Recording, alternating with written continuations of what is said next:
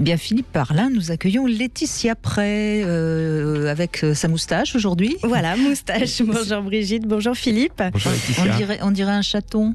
Ah, c'est mignon. Une chatonne plutôt.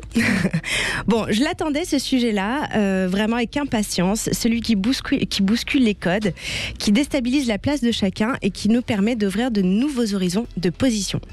Parce que je vous le rappelle, l'ouverture d'esprit n'est pas une fracture du crâne. Alors aujourd'hui, nous allons laisser nos couronnes de fleurs et nos habits de bergères et bergers pour les échanger contre quelques doses de maquillage, plumes et divers accessoires. Place à la fête, aux paillettes et surtout au lâcher-prise total.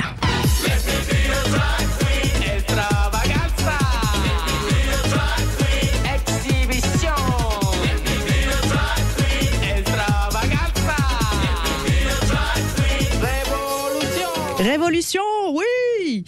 J'en place une petite pour les garnements du gouvernement, c'est tout ce qui vous pend au nez en ce moment. En même temps, Manu, tu as su faire preuve d'ouverture d'esprit en 2018 lors de la fête de la musique à l'Elysée, où se sont déhanchées de nombreuses figures queer sur de l'électro. Ce mouvement, on le doit au drag queen, qui signifie dress as a girl, habillée comme une fille, né au début des années 90 dans les clubs gays de New York, Londres ou encore Sydney. Mais 30 ans après, se travestir n'est plus l'affaire que des homosexuels. Et c'est pas automatiquement un problème identitaire. Car c'est bien là d'où vient la controverse de ce qui suit. Il s'agit de l'identité qu'on a collée sur nos sexes. Tu as un pénis, donc tu pénètres, et les cheveux courts et de la virilité. Tu as un vagin, donc tu es pénétré et maternel, et tu as les cheveux longs. Vous êtes aujourd'hui plus nombreux à aimer vous déguiser en homme plutôt que l'inverse. Pourquoi ? Je sens encore quelques réticences à livrer une telle performance, messieurs. Pourtant, sachez que ça nous ferait sourire, rire. Et ça, c'est le début du lâcher-prise. Alors, plutôt que de se pencher sur ce qui nous différencie, j'ai préféré nous rappeler que nous avions bel et bien un organe du plaisir en commun. Et c'est en chanson qu'on le découvre. Anus, tu es tout près de mon cœur.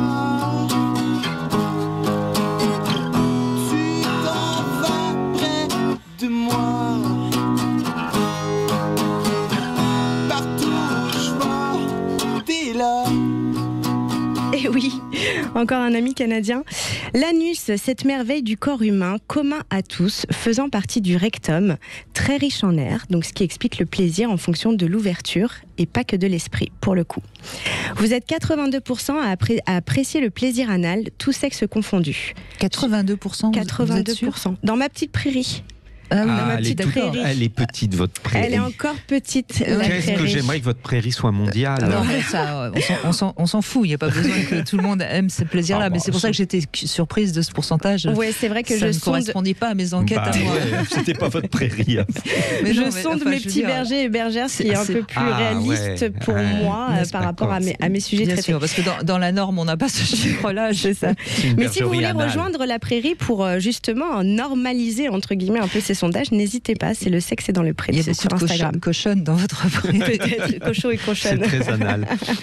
Enfin, sur un plan psychologique, la pénétration anale peut être très érotisée. Interdit sulfureux, fusion avec le ou la partenaire, sensation excitante de soumission ou abandon total. Il devient obsolète aujourd'hui de penser que ce plaisir est réservé aux femmes et aux homosexuels. Vous en parliez un petit peu juste avant. On a tous un anus. C'est là que l'anal devient un sujet universel. Et toujours dans ma petite prairie, vous êtes 70% à vouloir en donner et 30% à vouloir le recevoir. Vous n'êtes que 2 à pratiquer les deux. Comment ça ? Que 2 ? Ouais, que deux à donner et recevoir le plaisir anal. Bon, passons aux travaux pratiques et découvrons ensemble le pegging, car vous êtes nombreux à ne pas connaître cette pratique aussi. Je n'ai qu'une seule envie, me laisser tenter. La victime est si belle et le crime est si gai. Pas besoin de beaucoup, mais pas de peu non plus.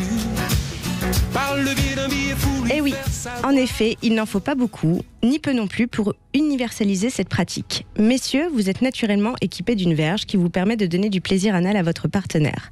Pour vous, mesdames, qui auraient envie de donner du plaisir anal, il existe le pegging, ou chevillage en français. C'est le fait de s'équiper d'un god ceinture pour pénétrer l'anus d'un homme. Quid de l'appellation d'une femme sodomisant une autre femme ? J'ai eu un peu du mal à trouver cette info, j'ai essayé un petit peu de creuser. Je pense qu'on peut parler de pegging pour un couple lesbien aussi. Bien sûr, oui. Enfin, je ne vois pas pourquoi. Non plus, mais c'est vrai que n'était pas déterminée par le partenaire, c'est vraiment la pratique de mettre la ceinture. La ceinture pour sodomiser. Donc, mais j'ai un peu poussé les recherches là-dessus et j'ai pas trouvé de réponse. C'était vraiment, quand on parle de pegging, on parle vraiment d'une pratique. Peggy la cochonne. Et voilà, ce sont elles qui sont dans la prairie. Mais voilà, c'est quand même une pratique qu'on décrit comme une pratique hétérosexuelle. Donc, on rappelle tout de même quelques bases de la pratique du plaisir anal. Parlez-en ouvertement, approchez délicatement la zone, effleurez-la, caressez-la, introduisez-la doucement, mettez-y votre doigt dans un premier temps. Ensuite, vous pourrez prendre vos équipements et n'oubliez pas le lubrifiant. Ça peut être un travail de longue haleine et c'est une pratique très ancienne. Et oui, Patachou nous le chantait déjà en 1959. Il y a ceux qui font la chose avec des accessoires, qui ont besoin d'une trompette ou bien d'une balançoire. Et voilà. C'est étonnant parce que vous nous découvrez à chaque fois des chansons très anciennes qui parlaient, alors à mots plus couverts qu'aujourd'hui bien sûr, mais qui parlaient quand même déjà de sexualité avec différente. Une certaine subtilité, mais je pense qu'il y a beaucoup de messages et c'est vrai que pour casser un petit peu les tabous, peut-être le fait de savoir qu'on en parle depuis un peu plus longtemps détendrait les gens, les esprits, je l'espère. Et il faut détendre, c'est sûr. Absolument. Évidemment. Absolument. Merci, bravo Laetitia. Merci à vous.